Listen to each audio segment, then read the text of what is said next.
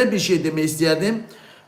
Muharebe olabilir. Bilirsiniz ki ABŞ-ın birçok texnikaları ve hərbi heyətləri Ermənistan ərazisində belə deyim sizdə təlimlərə başlayıblar artıq. Ona görə də mən də sizlərə bunu deyərdim ki, necə ki 44 günlük müharibə dövründə diktator İlham Əliyev insanların demək olar ki, bir çox əksəriyyətini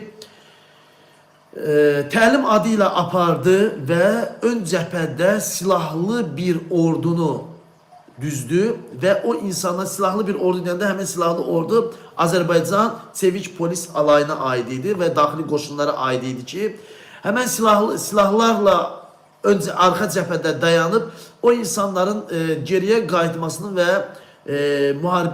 müharibəyə yox deməsinə imkan vermədi.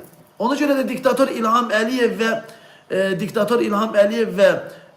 belə deyim mən sizlərə, bu İlham Əliyev o qədər necə deyim, insanların qəsdinə duran bir prezidentdir ki, beləsinə insanların qəsdinə duran bir prezidentdir ki, bir prezident olaraq insanların qeydinə qalmır. Mən burada dəfələrlə müraciət eləmişəm İlham Əliyevə ki, Azərbaycan Respublikasının prezidenti İlham Əliyev, xalq səndən narazıdır, xalq səni sevmir.